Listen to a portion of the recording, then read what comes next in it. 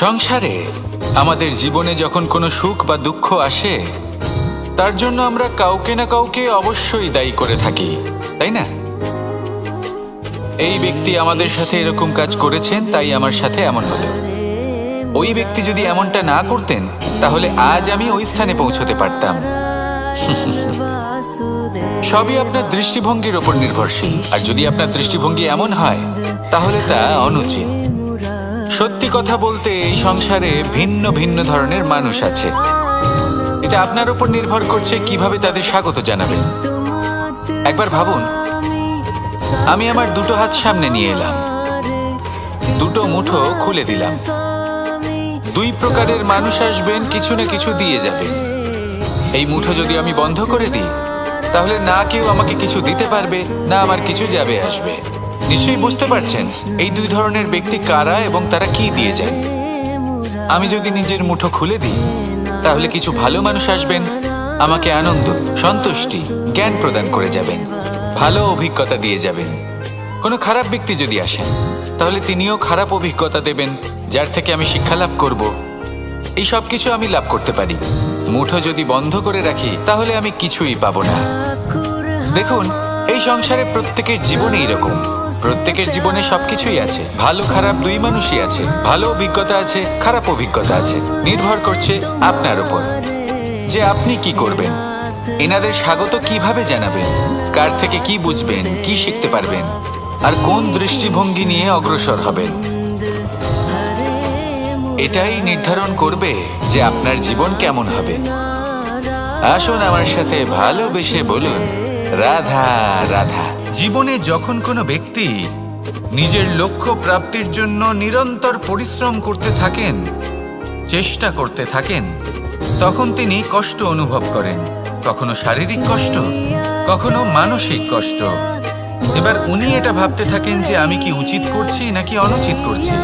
কারণ অন্যদিকে এমন একজন ব্যক্তিও আছেন যিনি একদমই পরিশ্রম, চেষ্টা করছেন না। তিনি মদিরা পান করেন, বিলাসিতায় জীবন কাটান, অলস প্রকৃতির হয়ে ওঠেন, নিদ্রাতে বিলীন হয়ে থাকেন আর ভাবেন যে তিনি সুখ লাভ করছেন।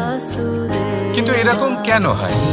কারণ যখন আমরা সৎ পথে থাকি, উচিত পথে চলি, লক্ষ্য প্রাপ্ত করার জন্য চেষ্টা করতে থাকি, তখন আমাদের ভেতরে থাকা নেতিবাচক শক্তি এবং পাপ এই দেহকে ত্যাগ করে দেয়।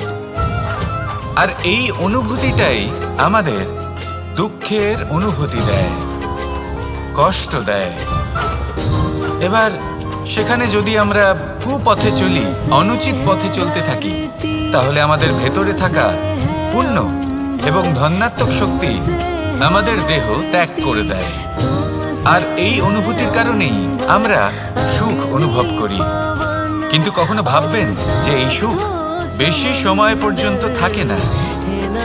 সেই জন্য সবসময় মনে রাখবেন, যদি আপনি জানেন যে এটাই আপনার লক্ষ্য, এটাই উচিত পথ, শুভ পথ, তাতে নিরন্তরভাবে এগিয়ে যেতে চেষ্টা করতে থাকুন। এই কষ্ট আপনাকে সুখের পরাকাষ্ঠায় কখন পৌঁছে দেবে তা আপনি জানতেই পারবেন না। আসুন আমার সাথে ভালোবেসে বলুন, রাধা রাধা। প্রত্যেক মানুষ নিজের জীবনে হীরক তথা হিরে এবং দর্পণ এই দুই দেখেছেন। এই দুই হলো সাদা এবং এরা দুজনেই আলোর প্রতিফলন ঘটায় এবং এরা দুজনেই উজ্জ্বল হয়ে ওঠে। আপনি হয়তো মনে মনে ভাবছেন যে এটা কি ধরনের তুলনা করছি। একটা হিরে তো রত্ন, তার মূল্য দর্পণের থেকে অনেক গুণ বেশি। কিন্তু হিরে থাকাতে দর্পণের মূল্য কিন্তু কোনো অংশে কমে যায় না, তাই না? মানুষ যখন হিরে নিজের হাতে নেয়, তখন সবার আগে কি খোঁজে? দর্পণ, যাতে তার মধ্যে দিয়ে দেখে সে বুঝতে পারে যে সেই হিরে আদৌ তার শোভাবর্ধন করছে কিনা, তাকে ভালো দেখাচ্ছে কিনা, প্রসাধনের জন্য সেটা ব্যবহার করা ঠিক হবে কিনা। অর্থাৎ হীরের উপস্থিতিতে দর্পণের গুরুত্ব কম হলো না, দর্পণের কারণে হীরের মূল্য বোঝা গেল। আমাদের জীবনেও ঠিক এরকমই ঘটে। আপনারা যদি এই সংসারে নিজের আশেপাশে দেখেন, এমন অনেক মানুষ দেখতে পাবেন যারা নিজেদের ক্ষেত্রে মহান স্থানে পৌঁছেছেন, নিপুণ এবং শ্রেষ্ঠ হয়েছেন। আর তাদের মধ্যে আপনার নিজের মনে হয় যেন আপনি হলেন দর্পণ। নিজেকে ছোট মনে করবেন না। আপনার মূল্য কম হচ্ছে না, আপনার নিজস্ব মূল্য আছে। আর যদি আপনার অস্তিত্ব না থাকে, তাহলে ওনাদের অস্তিত্বের মূল্য সংসার বুঝতেই পারবে না। জীবনে সবসময় চেষ্টা করবেন যাতে আপনি আরো বেশি শ্রেষ্ঠ হয়ে উঠতে পারেন। আপনি নিজে যে স্থানে আছেন সেটাকে ছোট মনে করবেন না, তারও নিজস্ব একটা মূল্য আছে। যদি আপনি হিরে হয়ে থাকেন তাহলে অহংকার করবেন না, যদি আপনি দর্পণ হয়ে থাকেন তাহলে নিজেকে ছোট মনে করবেন না। আসুন আর আমার সাথে ভালোবেসে বলুন, রাধা রাধা। মানুষ জন্মগ্রহণ করে, তার সাথে ভয়েরও জন্ম হয়। ছোটবেলা থেকেই আমাদের মনে